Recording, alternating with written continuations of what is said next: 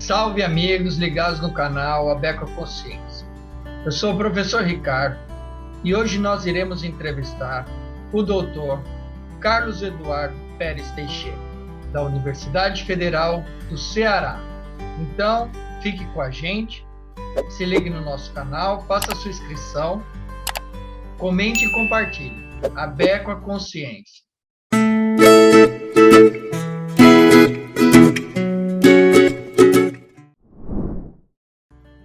Salve amigos ligados no canal Abeco Consciência. Estamos de volta, hoje com o professor Carlos Teixeira. Tudo bem, Carlos?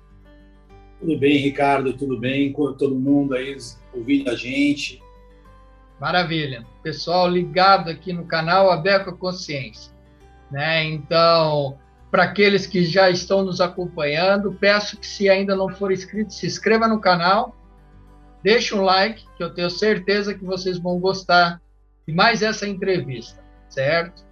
Então, Carlos, para iniciarmos aqui nosso bate-papo, eu queria que você falasse um pouco sobre a sua carreira, sobre sua carreira. Legal. Então, eu sou Carlos Teixeira, né? Paulista de nascimento, pelo menos, e eu comecei minha carreira em oceanografia na FURG, né? Eu sou formado em oceanologia na FURG, saí da FURG em 2004, e aí eu fiz o meu mestrado no IOUSP em oceanografia física, e o meu doutorado foi na Universidade de New South Wales, na Austrália, né? Voltei para o Brasil, passei um ano praticamente aí na Bahia fazendo um pós-doutorado, e aí eu passei num concurso em 2011 aqui na Universidade Federal do Ceará, e desde então eu estou aqui no Labomar, né, no Instituto de Ciências do Mar da Universidade. Bacana, show. E aí a gente vai saber um pouco mais dessa sua caminhada, dos projetos que você está tocando ou já concluídos, né? E porque um dos objetivos do canal é a divulgação científica, né? E outro objetivo é a divulgação, é a curadoria da memória científica. Nesse intuito da memória científica, eu queria que você lembrasse um pouco da sua história e falasse quem foram as pessoas, professores, pesquisadores, que incentivaram a sua carreira positivamente, né? Algumas pessoas. Olha, eu começo com o Maurício Mata, lá na FURG. O Maurício foi meu orientador, né, no trabalho de conclusão de curso, e eu acho que ele teve um papel fundamental, porque ele incentivou muito a gente a aprender a ferramenta. O que era a ferramenta naquele tempo? MATLAB, né? Então, o MATLAB, essa bagagem de programação foi extremamente importante na vida, né? E isso eu trago até hoje, né? Todos os alunos aqui de iniciação científica e tal, eu falo, trabalho de conclusão de curso, eu falo para eles, olha, vocês têm que sair daqui sabendo muito bem uma ferramenta, né? Seja ela GIS, seja ela MATLAB, Python, hoje em dia, um modelo numérico, mas a ideia é você sair com uma ferramenta. Então, o Maurício foi excelente nisso aí, claro, outras coisas, né? E aí eu fui para o mestrado, né? O mestrado, meu orientador foi o Edmo Campos, né? O Edmo, ele também foi fundamental no sentido que, assim, ele era uma pessoa muito ocupada, então ele abria muitas portas para a gente, mas a gente literalmente tinha que se virar, né? E nessa de se virar, eu terminei indo para a Bahia, né? Fazer meu mestrado, na verdade, foi com os dados que o Guilherme Lessa e o Guilherme Lessa principalmente estavam trabalhando lá na região de Caravelas, perto de Abrolhos, e aí virou meu mestrado, né? E isso também foi uma abertura de networking, né, com o pessoal de Salvador. Então, eu fiquei um ano aí em Salvador, Conheci o Guilherme, conheci o Maurão, o Carlos Lentinho eu já conhecia, mas ele estava entrando ali. Conheci o Lentinho na sequência, o Clemente na sequência, que ele também estava entrando. E aí era uma coisa interessante, porque eu sempre falo do mestrado, o lugar que eu mais aprendi foi na hora do cafezinho, né? A gente tinha um café ali no meio-dia que todo mundo ia tomar um café na Geociências e a gente batia muito papo. E essas conversas elas foram importantes, né, na minha formação profissional, não naquela coisa do teórico, né, mas o acadêmico, né? Então isso foi fundamental aí, esses cafezinhos na UFBA, eu aprendi bastante ali com Guilherme, Maurão, Carlão. E aí eu fui para o doutorado, passei no doutorado, o doutorado foi em Adelaide, eu fiz em Adelaide, né, com um orientador do Mauro, que era o John Middleton, e ele, claro, ele foi fundamental, né? O John faleceu ano passado, mas ele era uma pessoa única, assim, na forma dele fazer ciência, né, cara? Ele era o cara que ainda fazia ciência. Claro, a gente mexia com computador, modelos, tudo que havia de avançado, mas o John vinha com papel e caneta, né? E aí ele mostrava, resolvia tudo numa equação, ele tinha um embasamento teórico fundamental na minha formação, né? E aí, claro, eu voltei para o Brasil, continuei esse trabalho que eu já vinha desenvolvendo com o Carlos Lentini, com o Guilherme Lesta, aí na Bahia de Todos os Santos, né, que foi meu pós-doc. Isso é fundamental, né? Hoje é amizade, né? Mas foi um grande aprendizado aí com essas pessoas, principalmente. Tá certo, Carlos. Você toca aí alguns pontos nessa sua primeira introdução que eu acho que são relevantes aqui para a gente, pelo menos, comentar, né? O primeiro, da autonomia do mestrado. Então, que você falou que seu orientador, às vezes, como ele era uma pessoa muito ocupada, então você tinha que andar pelas suas próprias pernas, né? Mas você já era um profissional, né? Você já era um oceanógrafo. Então, eu acredito bastante nisso. A gente tem que ter o apoio do orientador, mas, na verdade, nós é que temos que correr atrás para desenvolver aquilo que a gente se propôs dentro de um programa de pós-graduação, né? A nível de mestrado ou a nível de doutorado, enfim, né? Então, até essa autonomia, ela possibilita você buscar novas fronteiras e não necessariamente seguir apenas, né, uma linha colocada ali como uma ideia, uma hipótese do próprio orientador, do próprio projeto. Então, outra coisa que você coloca aí, que eu acho fundamental destacar aqui, é a importância de aprendermos alguma ferramenta ou algumas ferramentas durante a graduação, né, nas iniciações científicas. Seja ela qual for, obviamente, isso também faz uma busca do próprio mercado de trabalho, né? Então, o sistema, né, o SIG, de uma maneira geral, não um software, mas o sistema, né, o SIG, o mercado absorve bastante, assim como modelagem numérica, existem vários softwares de modelagem, outra utilização de equipamentos. Isso a gente ganha fazendo estágio e também se envolvendo com projetos de pesquisa. E uma curiosidade, Carlos, duas, na verdade. Como foi o seu tempo na Austrália, né, assim, rapidamente, principalmente como foi a sua chegada na Austrália, no sentido de que nós temos estudantes que acompanham o nosso canal, e às vezes profissionais que estão buscando aí uma possibilidade, uma oportunidade de doutorado, né, como você teve essa oportunidade. Então, basicamente, como que foi essa aproximação com o grupo de pesquisa da Austrália, né? E depois, o que motivou você a voltar para o Brasil? Rapidamente. Tá.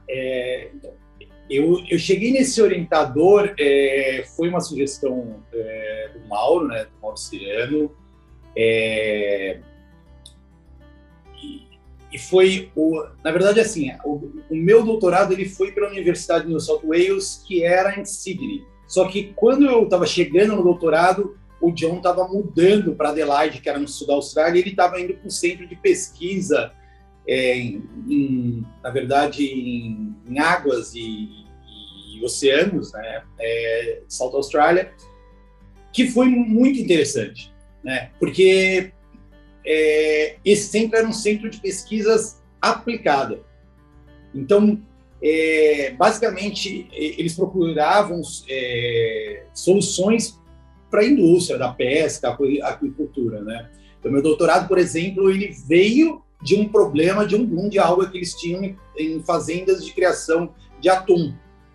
Então, eles queriam saber qual era a condição física que aqueles booms aconteciam. Então, teve essa pegada que foi muito legal.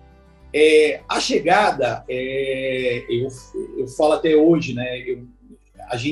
Eu achava que eu sabia alguma coisa de inglês, eu não sabia nada, principalmente o inglês australiano, que ele tem um sotaque fortíssimo, né?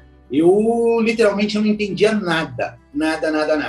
Tive a sorte, eu fui casado, né? Minha esposa, ela falava muito bem inglês, e ela foi uma facilitadora aí na história, né? Porque eu não entendia nada. Mas isso, começa a fazer cursos, conversar com as pessoas e você leva, né?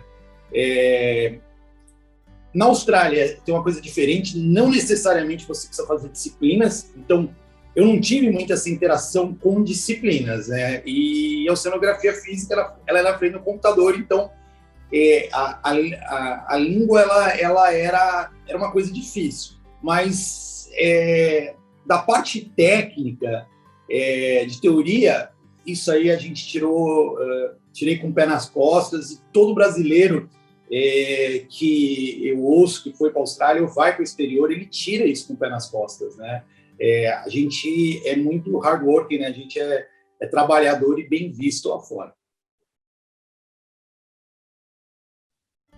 Legal. Isso é importante deixarmos aqui esse relato, né? E você só não falou a sua volta. O que motivou você voltar para o Brasil? Então, eu fui com uma bolsa de doutorado do CNPq, né? Então, por lei, eu teria que voltar, tá? Foi difícil.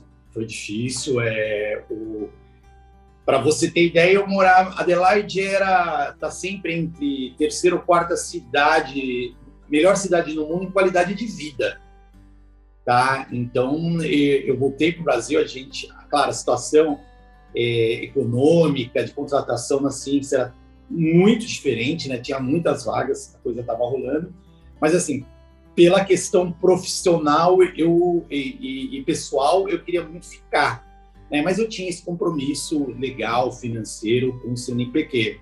E aí eu entrei aqui na UFC, é um lugar que eu gosto muito, né?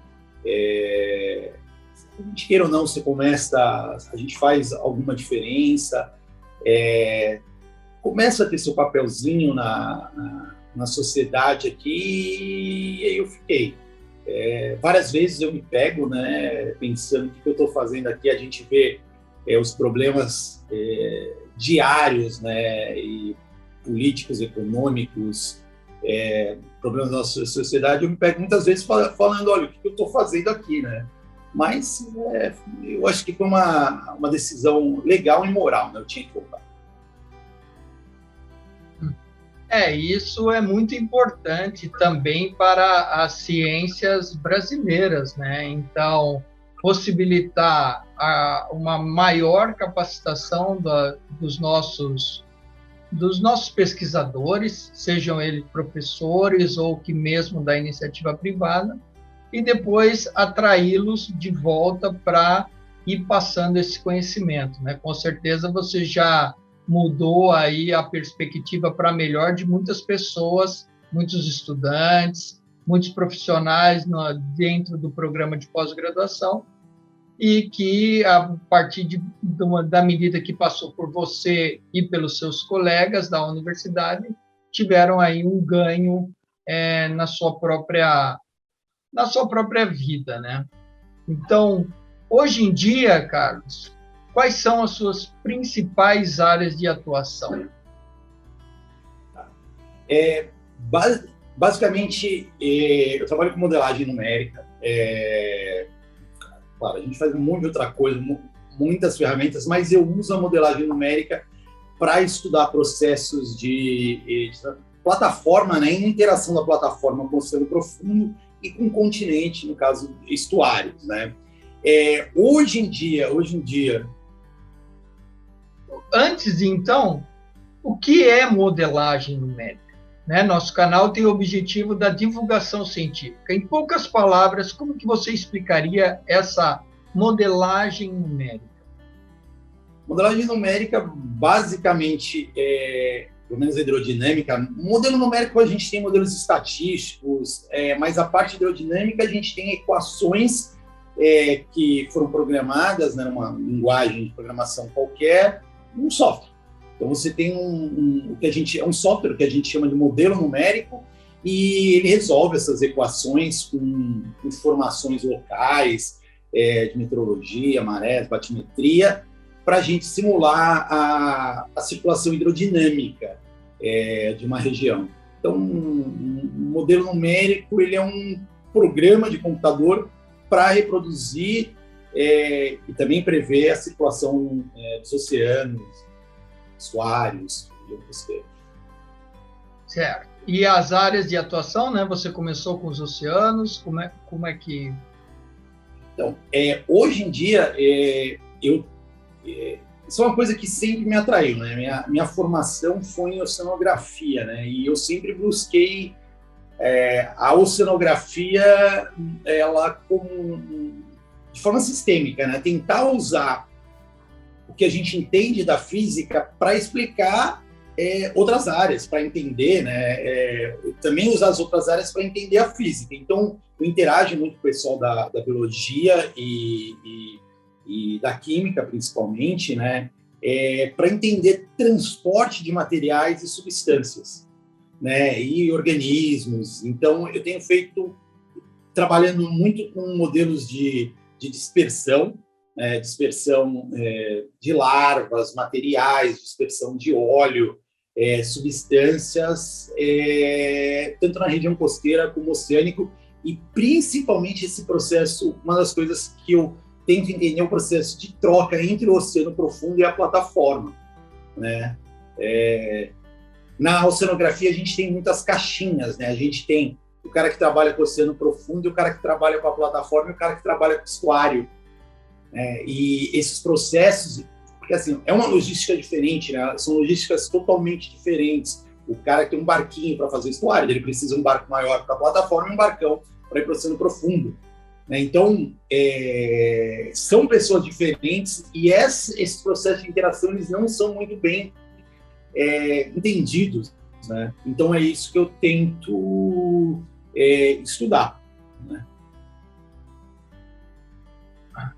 Dentro desses estudos, Carlos, eu separei alguns projetos que você desenvolve juntamente com o seu grupo, né? E que eu queria que que me chamaram bastante atenção, né? Pela aplicação, pela relevância científica, né? E pela importância dos temas, né? Então, o primeiro é o e-plastic.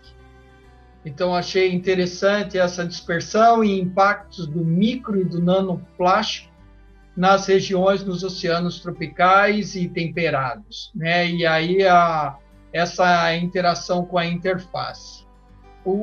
Qual é o objetivo desse projeto?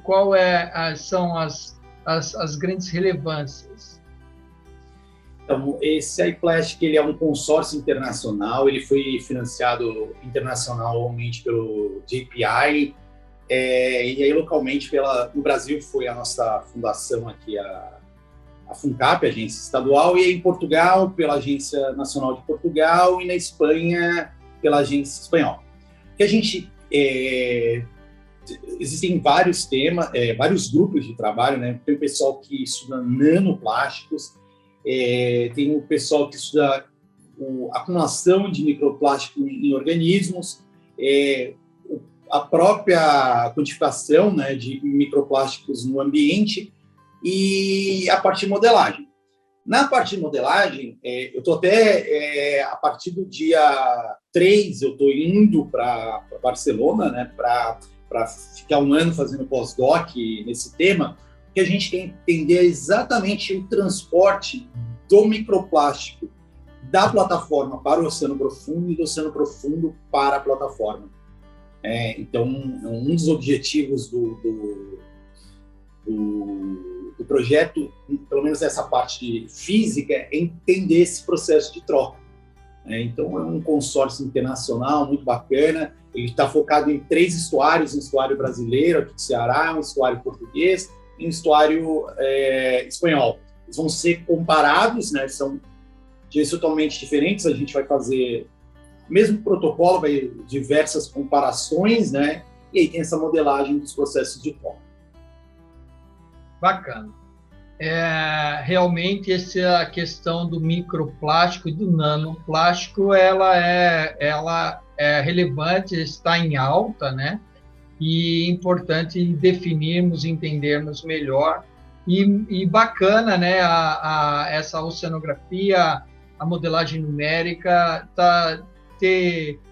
está servindo também para mais essa finalidade, né? Que talvez sem ela fica até complicado de você entender a dispersão, né? Outro projeto é o PRONEM, Importância da Circulação para o Transporte e Destino de Contaminantes Orgânicos da Plataforma Continental do Ceará. Você falou que você trabalhava muito com o pessoal da química, né, com dispersão de contaminantes. Qual é a importância aí desse projeto? Como que ele está inserido? O projeto, ele é um projeto bacana também, que eu gosto muito, porque ele interage com a química e a geologia. Por quê? A maior parte desses contaminantes orgânicos emergentes, eles não ficam na água. Eles vão para o sedimento, vão para a matéria orgânica, na verdade, se une à matéria orgânica que está no sedimento. Então, estudar a dispersão desses contaminantes emergentes, se sejam antibióticos, hormônios de anticoncepcionais, HPAs, parte de agrotóxicos, você tem que estudar o transporte de sedimento. Então, aqui no Ceará, a gente tem um emissário, então a gente está analisando como essa pluma de dispersão do emissário ela é transportada, e o decaimento, né, é uma coisa interessante, né, o decaimento da concentração de poluentes ao longo da pluma da água, né, a gente olha para a água e olha para o sedimento. E você compara isso aí, você vê que a concentração no sedimento, às vezes, ela é muito maior, né? É interessante. E aí tem 2 estuários também que cruzam a cidade, e a gente analisa, basicamente, a dispersão desse material desses 2 estuários. Então, é bem interessante, porque ele une as 3 áreas, né? Eu tenho que pensar em sedimento. Se eu não pensar em sedimento, matéria orgânica no sedimento, em transporte de sedimento, eu não consigo entender a dispersão desses contaminantes, porque eles se ligam, eles não ficam na água, né? Faltou a palavrinha, mas o destino final, né? Eles são absorvidos, alguma coisa assim, né? É o sedimento. Ok, bacana.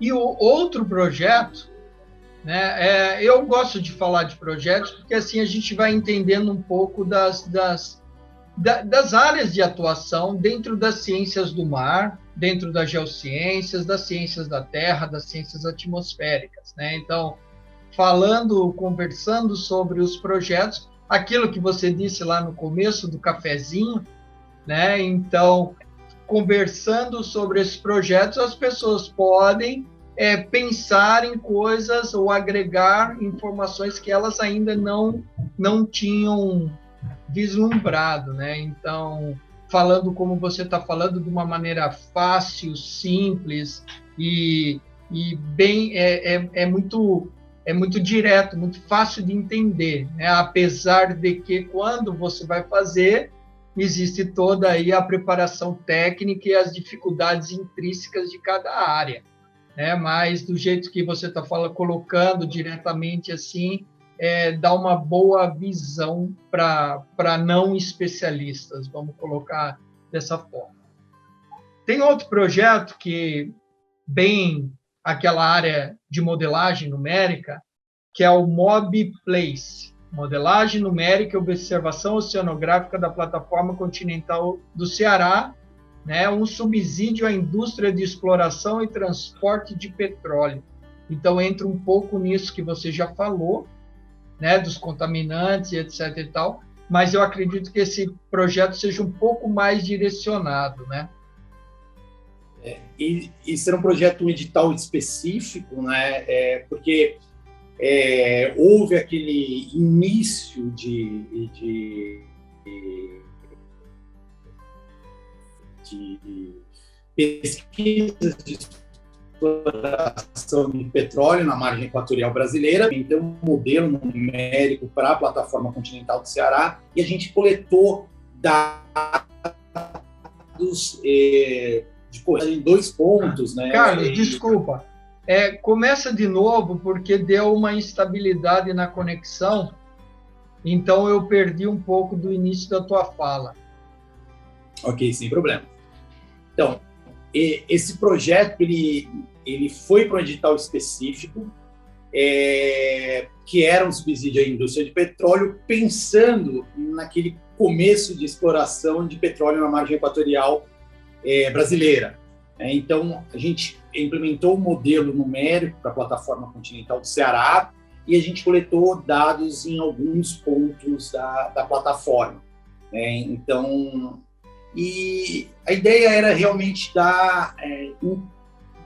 criar um modelo, né? A gente não tinha um modelo hidrodinâmico da plataforma do Ceará e, principalmente, a gente não tinha dados hidrodinâmicos para validar esse modelo, né?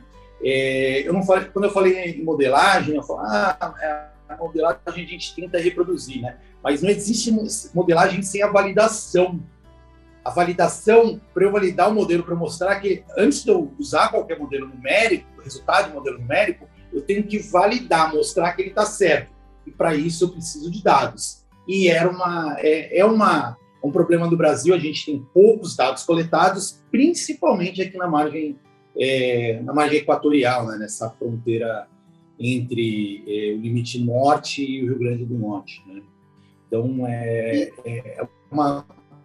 hoje muitas pessoas, muitos estudantes estão indo para a área de modelagem, né?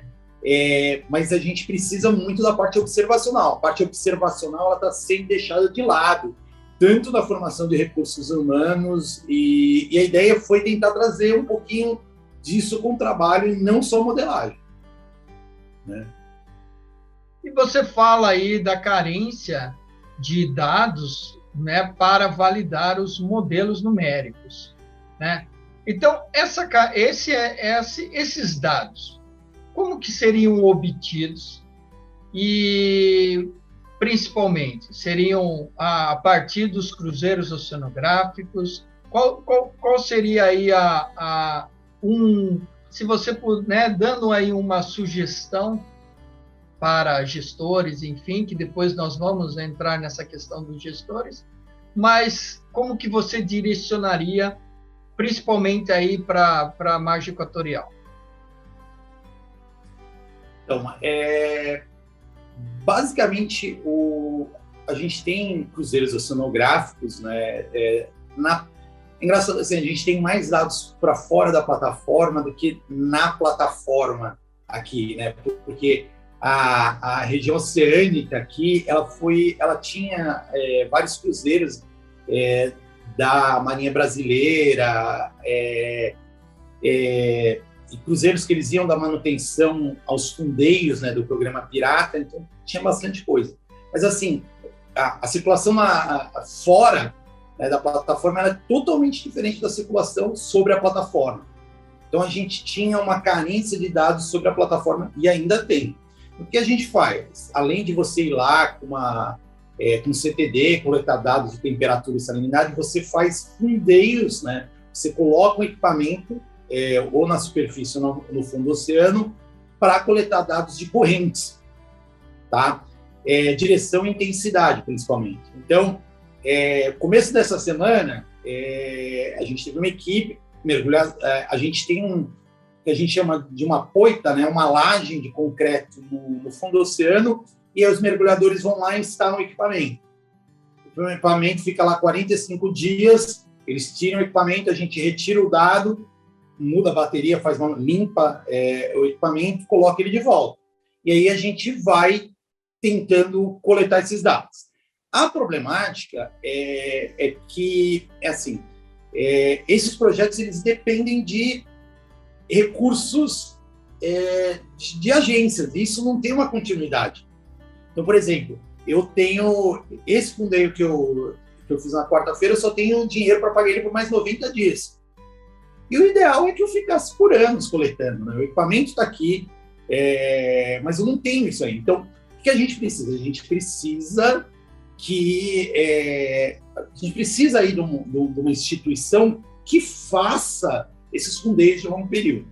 A Marinha fez isso por algum tempo, ele teve o programa Penny Boy, esse programa parou aí nos últimos 3 anos, está meio desativado, a gente não tem recursos financeiros, né? Mas a gente precisa de dados continuados, né? Por exemplo, aí na frente da Baía de Todos os Santos existe um fundeiro, existe uma boia do programa Sim Costa, né? Que é um programa financiado com recursos do Ministério do Meio Ambiente. Ele já está 3 anos na entrada da Baía de Todos os Santos. Tá? Então, eu tenho 3 anos de dados de temperatura, salinidade, pH, oxigênio, clorofila, eu acho, aí, e um ADCP coletando dados de correntes, né? Direção e intensidade de correntes. Então, é bacana, a gente precisa da continuidade desses programas que a gente não tem. E você coloca aí 2 coisas, né? Que o primeiro já temos nunca é muito, né? Mas pela proporção que é o tamanho do Oceano Atlântico Sul, né? Um oceano extremamente vasto. Mas nós temos algumas iniciativas que são relativamente continuadas, como, por exemplo, o Programa Pirata, nas áreas mais profundas do oceano.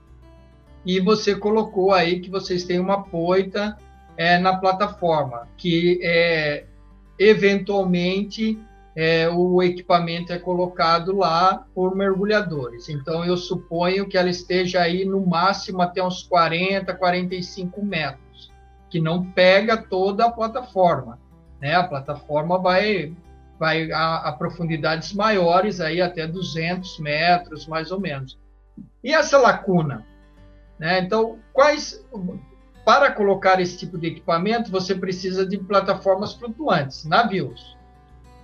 Eu não sei se nós temos muitos navios capazes de operar oceanograficamente. Então, a Marinha deve ter o quê? Uns 2 ou 3, a Universidade de São Paulo. Agora nós estamos recebendo os 4 navios do Ministério da Educação, né, que é o Ciências do Mar 1, 2, 3 e 4. O 3 vai atender nós aqui, né, da região Nordeste, mas é um navio para a região Nordeste inteira, né?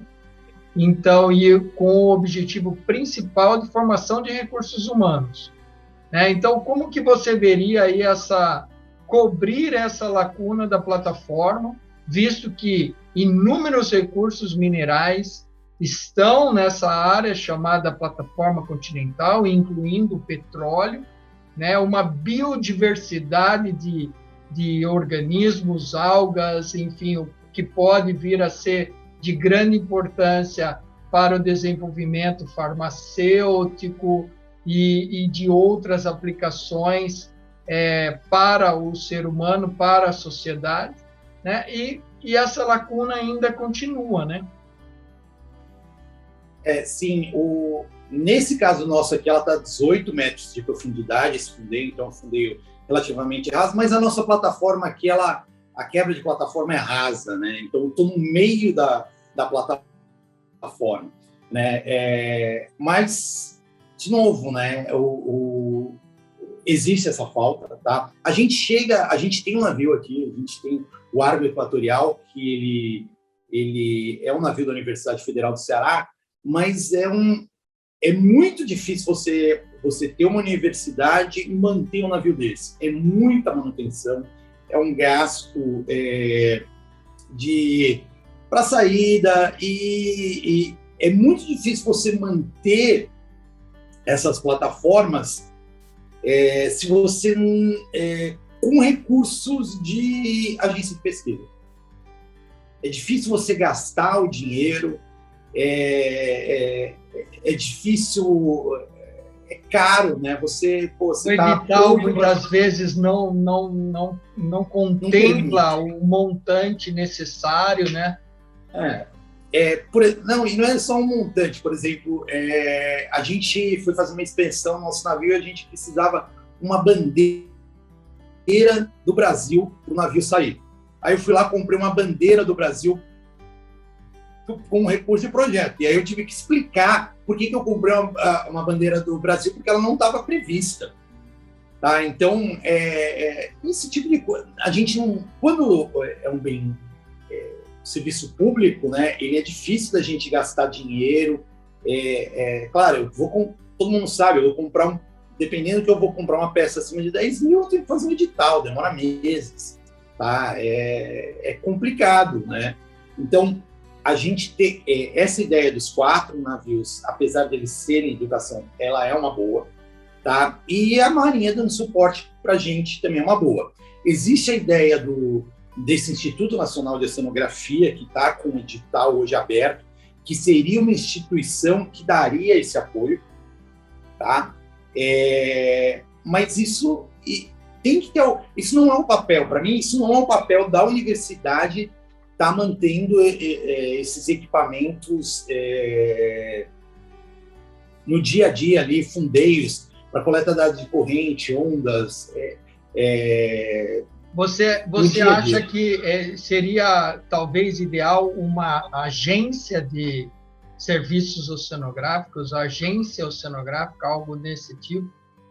Sim, a ideia aí eles tiveram dessa sociedade civil, né? Essa empresa de sociedade civil, ela facilita porque ela foge um pouco dessa burocracia do serviço público. E, claro, a Marinha também ela funciona muito bem aí nesse serviço, mas a universidade, ao meu ver, ela não consegue fazer isso.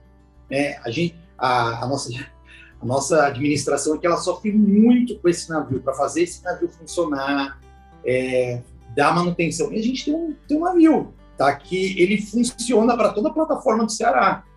Tá? Só que é difícil, é caro, né? O mais difícil a gente tem, que é o navio, né? Mas a manutenção dele, por ela ser custosa, por ela ser trabalhosa, termina que muito tempo o navio fica parado. Tá? Então, a gente precisa aí também se associar melhor com as entidades privadas, empresas privadas, para usar isso aí. Então, faltam, se você me perguntar, você falar assim, olha, faltam navios, mas os que a gente tem, a forma que a gente tem, ela é de difícil utilização. Né? Então, e isso remete, Carlos, a uma questão que a sociedade até vamos colocar assim, se alvoroçou recentemente, né? E você esteve aí no noticiário tentando explicar um pouco sobre aqueles terremotos nas Ilhas Canárias, depois a erupção e a possibilidade de um tsunami, né? Então, nessas horas, a sociedade até se mobiliza para a questão de querer saber se o tsunami vai chegar no Brasil, não vai chegar, mas acaba caindo nisso que você está falando, né? Na falta de continuação dos projetos, né? Como que você vê toda essa história de tsunami, não entrando no sensacionalismo do tsunami, porque esse não é o objetivo do canal, mas dando espaço para falarmos um pouco sobre essa falta ou carência de estruturas para conhecermos o nosso espaço marinho, né? E de projetos continuados, e não, muitas vezes, esses projetos fragmentados, descontinuados. Como que você vê essa questão? Na verdade, assim, na quinta-feira passada, né, na quinta-feira, quando mudaram o alerta, né, do tsunami, da erupção para amarelo, eu fui procurado pelo UOL, né, pela uma agência de notícias. E aí, eu dei uma declaração que é o que eu acredito até hoje. A possibilidade é mínima, ela existe, mas a nossa administração, nosso governo, ele teria que estar preparado, tá? Por que que venha, né? No caso,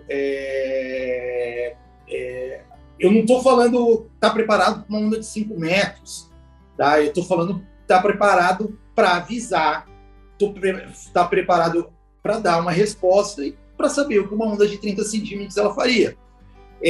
Uma das perguntas que me fizeram é assim: quem é responsável por esse alerta de tsunami aqui no Brasil? Aí a gente não sabia isso. Quem que é responsável?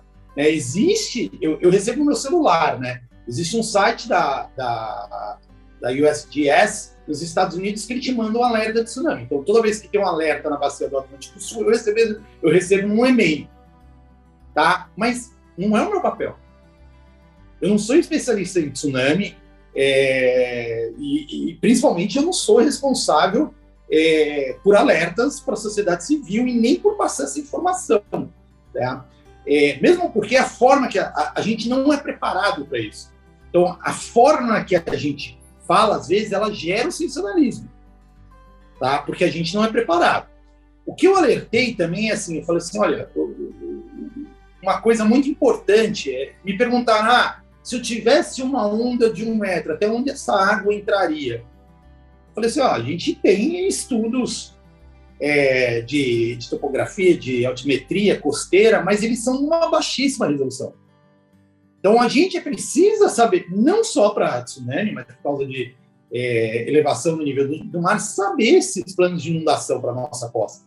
Então, isso tem que ser feito para o Brasil, isso tem que ser dado continuidade numa resolução espacial muito grande, e ela é fundamental. Então, a gente tem que estar preparado isso antes, principalmente o aviso, quem é responsável por essa parte de avisos, tsunami, e se eu tivesse uma onda de 30 centímetros, quais as áreas que seriam afetadas?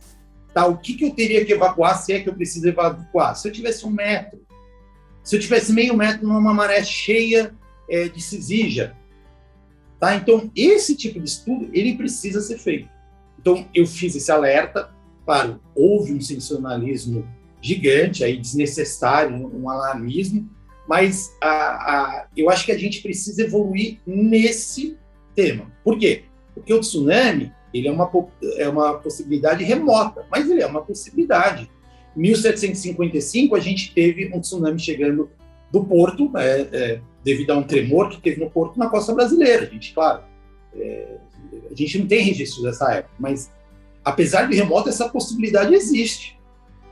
tá? Exatamente. Porque todo mundo pensa no tsunami, eu falo que o tsunami é que nem um tubarão branco. Né? Você pensa em tubarão, você pensa num monstro, um tubarão branco de 5 metros. E você pensa em tsunami, você pensa numa onda de 20, 30, 5 metros. Não é isso. Tá? O tsunami que ocorreu no Japão, esse último grande, lá de Fukushima, ele chegou nos Estados Unidos com ondas de 30 a 20 centímetros.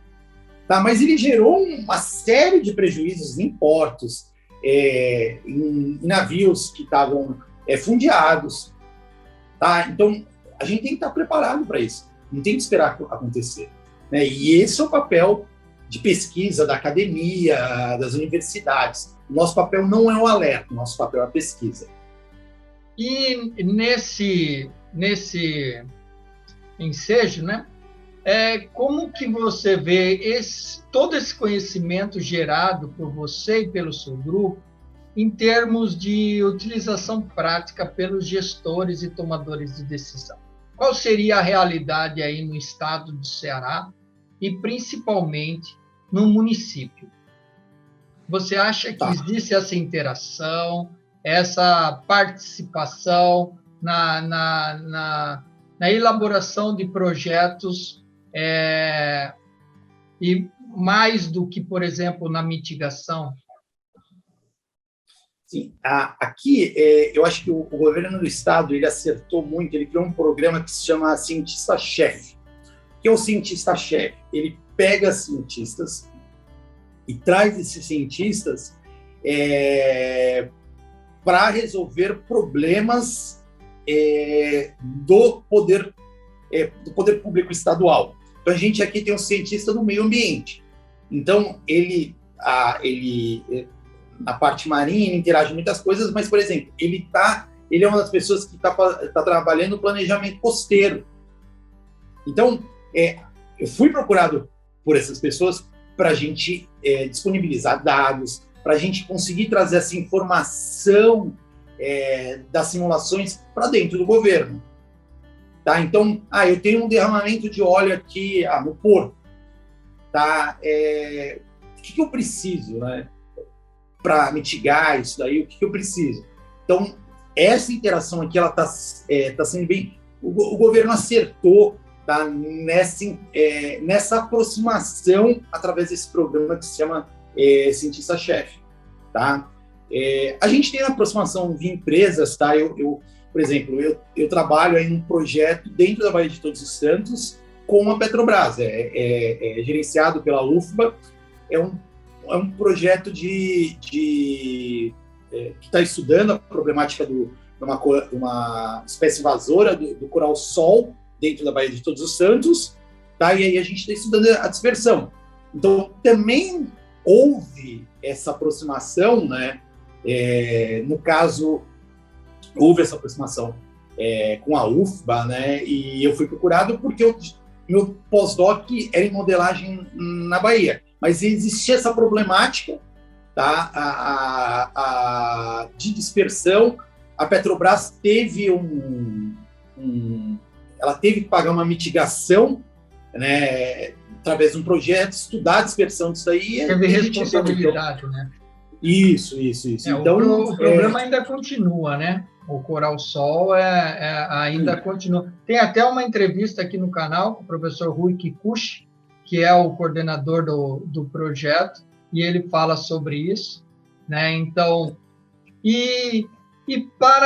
legal você ter colocado essa questão do governo, né? Importante termos aí iniciativas que busquem aproximar a academia da gestão pública, porque dessa forma a gente consegue desenvolver uma sociedade mais segura, mais transparente, mais informada, né? E atuando em problemas reais, né? Então, a gente faz ciência básica e aplicada.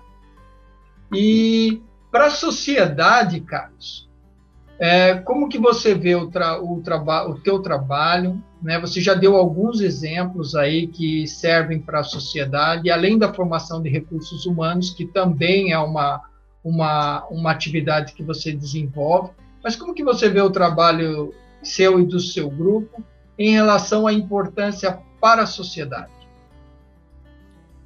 Assim, de forma geral,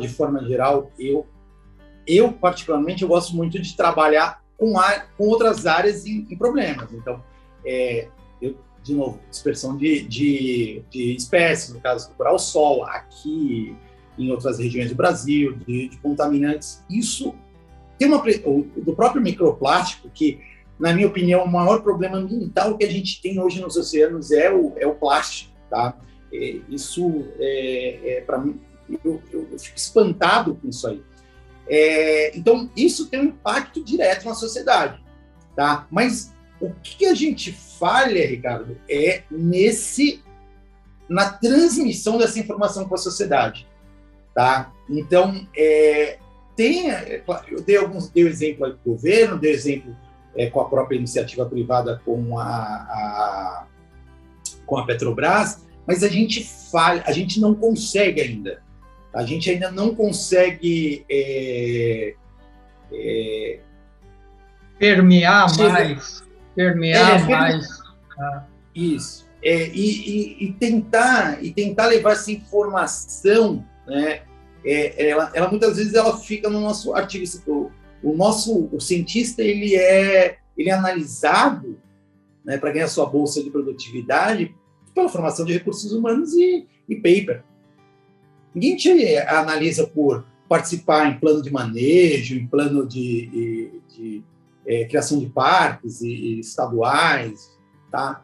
Então, a gente falta levar essa informação para o governo, para a sociedade. E eles são muito interessados. Existe uma carência, assim, a gente viu essa ideia de tsunami, ela mostrou um interesse gigante, né, na sociedade.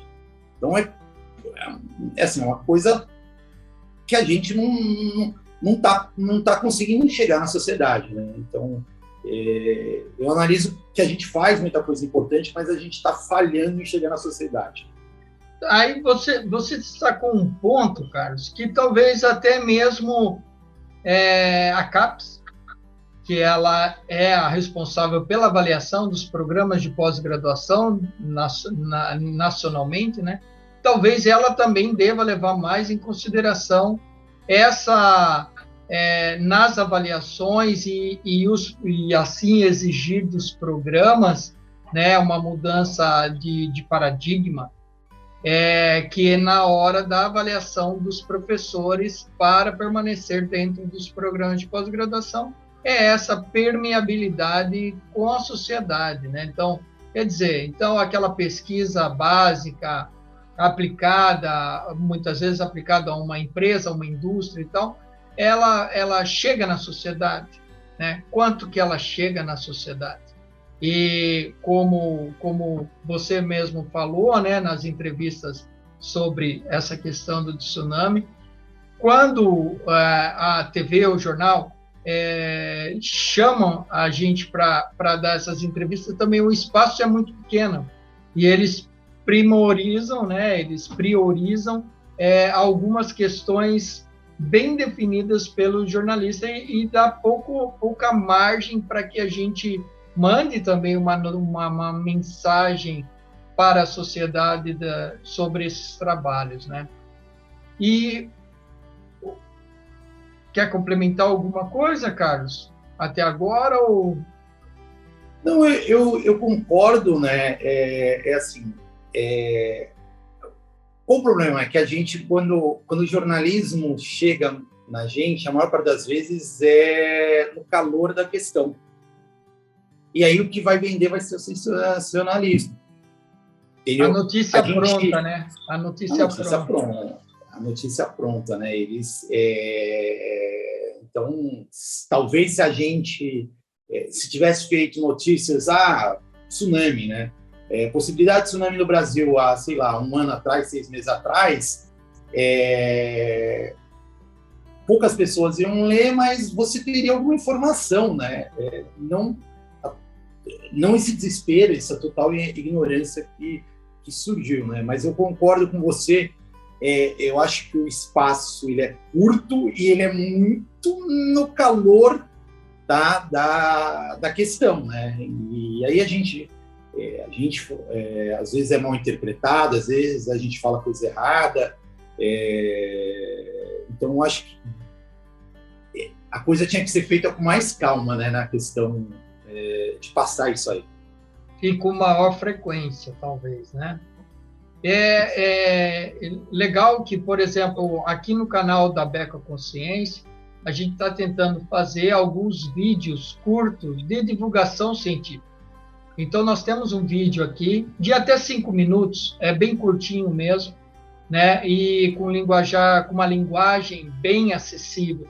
Então, nós temos um vídeo sobre tsunami, erosão costeira, Amazônia Azul. Então, são alguns temas que a gente aborda em pequenos vídeos de até 5 minutos sobre algumas questões aí bem interessantes para a sociedade. Então, se vocês que estão nos assistindo aí, depois, né, pegue um tempo e veja esses vídeos que tá bem bacana, comente, né, deixe sugestões para que a gente possa trazer mais informações de melhor qualidade. Carlos, antes da gente passar para aquelas questões mais finais, né, da importância da Beco para você, da década dos oceanos, né, tem um projeto que meio que sintetiza algumas coisas que a gente veio falando, que foi um projeto que você participou, ajudou a desenvolver um pouco mais atrás na sua carreira, ainda na Austrália, que era o SIMOS, né, que era o South Australia Integrated Marine Observation System, né? Então é um sistema de observação integrada da Austrália, né? Então eu acho que isso vai um pouco de encontro com aquilo que você já vinha nos explicando aqui, discutindo, dialogando, que é essas integrações e sistemas de observação integrados, né? Então, qual foi a lição, ou que você, assim, o que mais você achou de interessante numa iniciativa como essa, que você teve lá participando? A tua pergunta foi ótima, Ricardo. Esse programa, cara, para mim, ele é um programa sonho, né? Na verdade, o SIMOS vem do IMOS, né? O IMOS era o Integrated Marine Observation Systems, era o nacional. E o SIMOS, ele era o braço da Austrália do Sul. Qual foi a sacada da Austrália? Né? A Austrália falou assim, olha, nós precisamos monitorar os nossos oceanos. E eles não tinham pessoal, eles pensaram assim, olha, se todo mundo quiser instalar ser especialista em radar, se todo mundo quiser ser especialista em instalação de fundeio, se todo mundo quiser ser especialista em métodos acústicos, né, de acompanhamento de animais, a coisa não vai dar certo. Então, o que eles falaram? Eles falaram assim, olha, a gente vai ter um especialista em fundeio aqui na Austrália do Sul. A gente vai ter um especialista em radar lá na Austrália do Norte, né, na costa leste. E aí essa pessoa ela ia indo nos lugares instalando esses equipamentos. E eu vejo isso uma coisa interessante no Brasil, né? Isso foi mais ou menos seguido nesse programa do Sincosta, né? Que foi financiado pelo Ministério do Meio Ambiente. Você tem aí um agente local na Bahia, mas você tem uma galera especialista na produção e na montagem desses fundeios que estavam no seu Brasil. E eles viajam fazendo isso aí. E aí, o que a gente teria? A gente teria, por exemplo, o Ricardo era especialista em radar. Então, o Ricardo iria viajar o resto do Brasil instalando os radares, tá? E ele tinha uma coisa também fundamental. O que estava sendo financiado era a coleta de dados. 6 meses você tinha que colocar o seu dado coletado. Se ele não era em tempo real, ele tinha que estar no portal lá. Se ele não tivesse, já era. Você não recebia mais fundeios, você estava fora do programa. Então, ele era um programa integrado.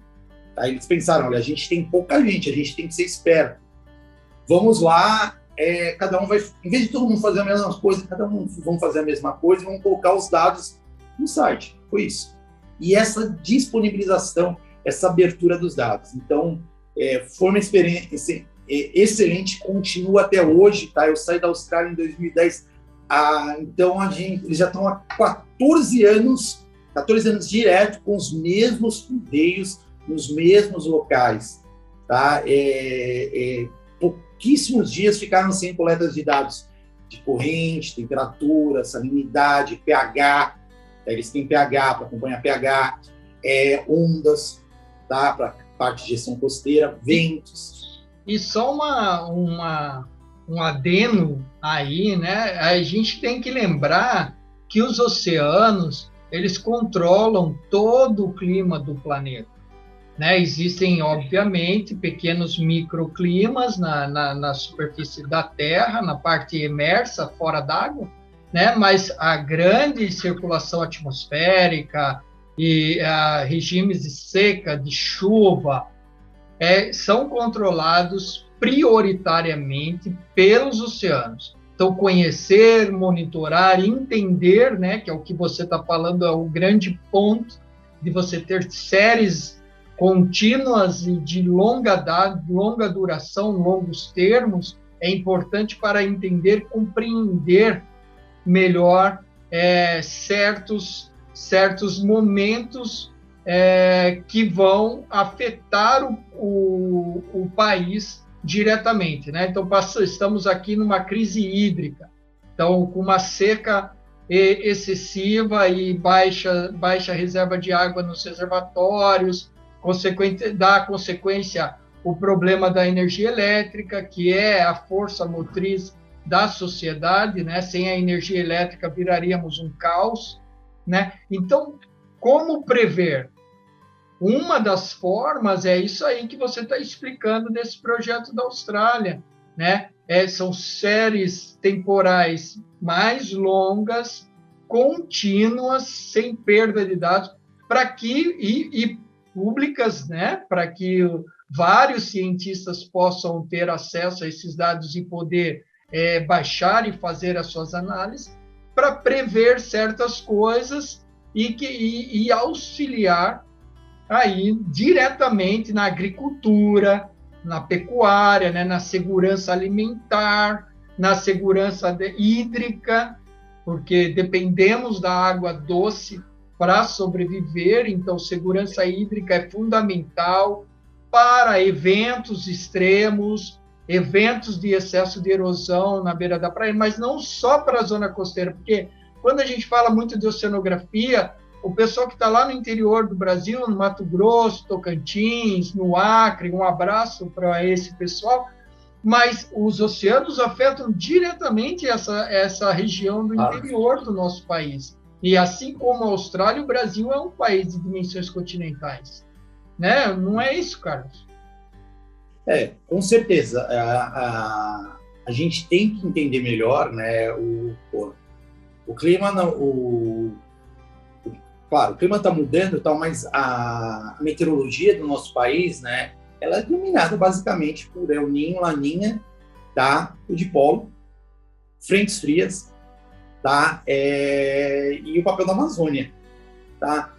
Então, a gente tem uma influência, uma importância muito grande no oceano. Se a gente pensar que a economia do nosso país ela é agrícola, tá? E a gente precisa entender o oceano para entender melhor a nossa metodologia. Tá? Então, e a gente precisa de dados. Tá? Claro, a gente tem modelagem, mas a gente precisa de dados para avaliação, para acompanhamento, para saber como está mudando, e para tudo. Né?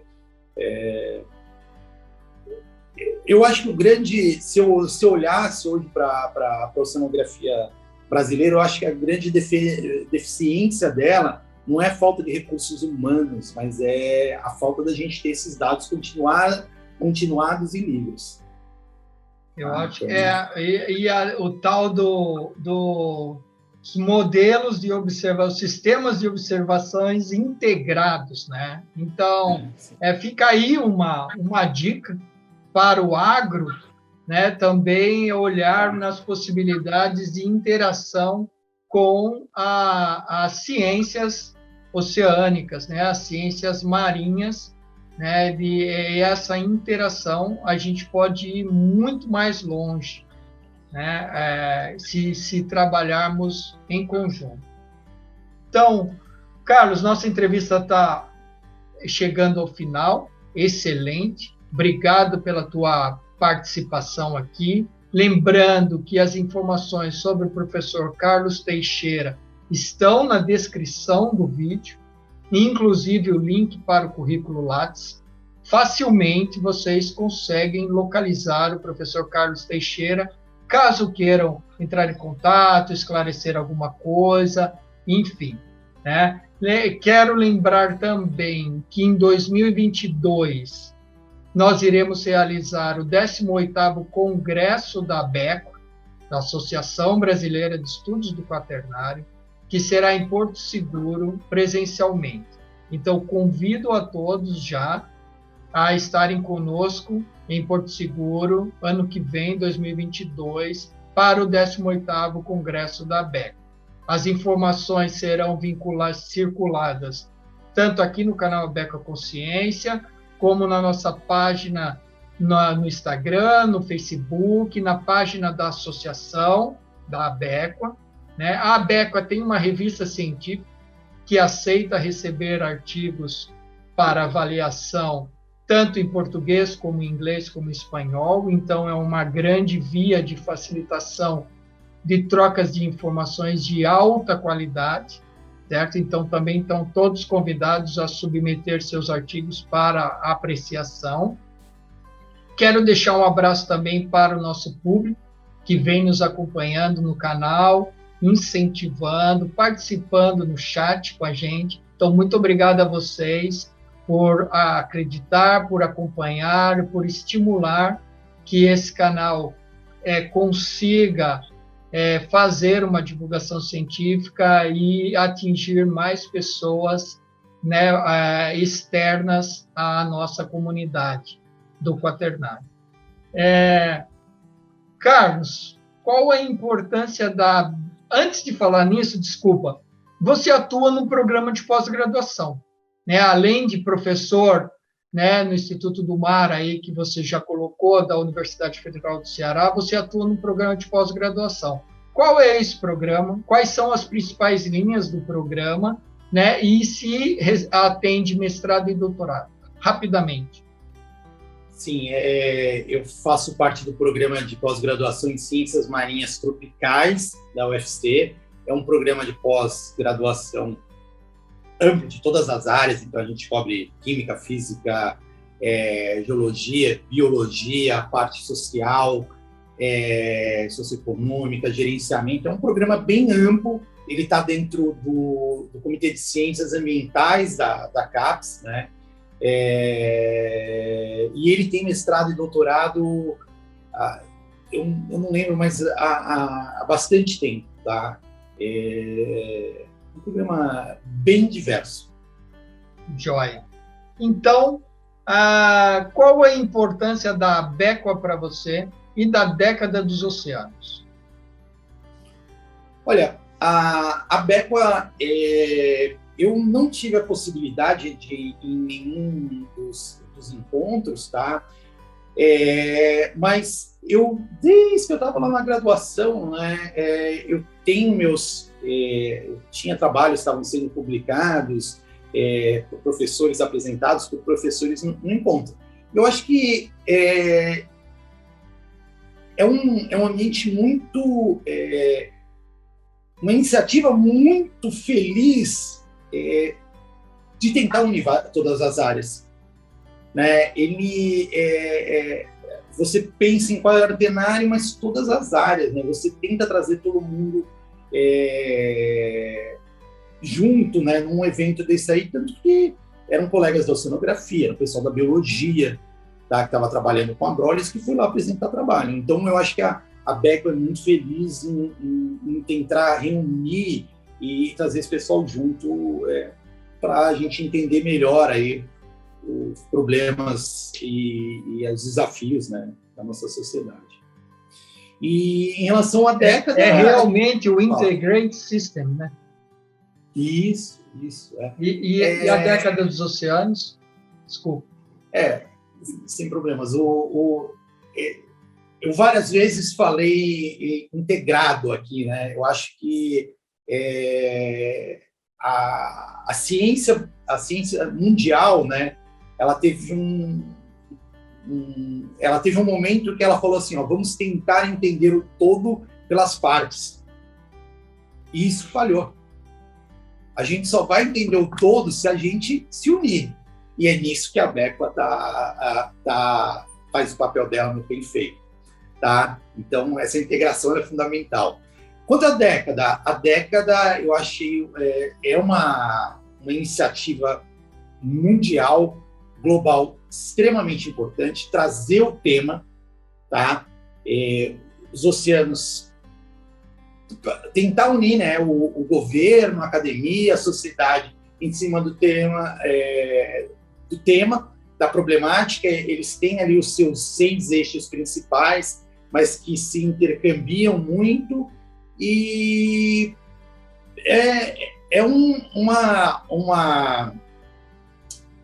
uma iniciativa muito bem-vinda, tá? E está começando, tá? Já tem algumas vitórias, mas a gente tem que continuar seguindo aí, a gente precisa o apoio, não adianta, né? A gente só ficar no plano, né?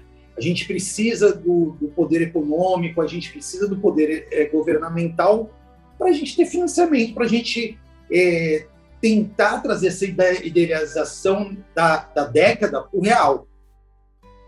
Então, a gente, o plano, a ideia está muito bacana, mas a gente precisa a contribuição aí,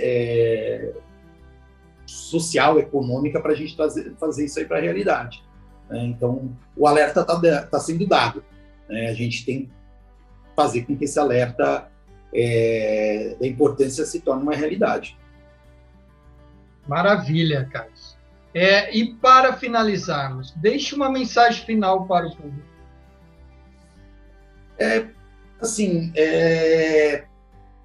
Você falou, né, que tem muita gente no início da carreira, estudante, ouvindo aí, né? Eu acho que a gente eu vejo isso na universidade, a gente vive um momento de desânimo, tá?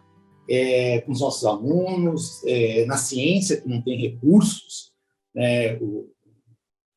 Então, mas dizer, né, que isso é um momento passageiro, tá? Eu tenho 43 anos de idade, né? Mas quando eu estava lá na graduação, a gente vivia um momento muito ruim, tá? Esse momento passou. Tá? Então, dizer, olha, a gente não está vivendo um momento bom. Não, nós não estamos vivendo um momento bom, por diversas culpas, tá? Não cabe aqui dizer, mas isso vai passar. Isso vai passar. Então, continuem se dedicando, continuem acreditando, continuem aproveitando aí canais como a Beco e outros tantos que não existiam, hoje existem, e acreditando que a coisa vai melhorar, que vai dar certo, que a gente vai conseguir evoluir, melhorar esse nosso planeta e, claro, conseguir fazer o que a gente gosta, né? Que é o que a gente mais espera para os nossos alunos e para os nossos colegas. Tá? Então, a mensagem é: acreditem que vai melhorar. Tá certo, então. Seguimos em frente, que a vida não espera. Um abraço. Obrigado, Ricardo. Um abração.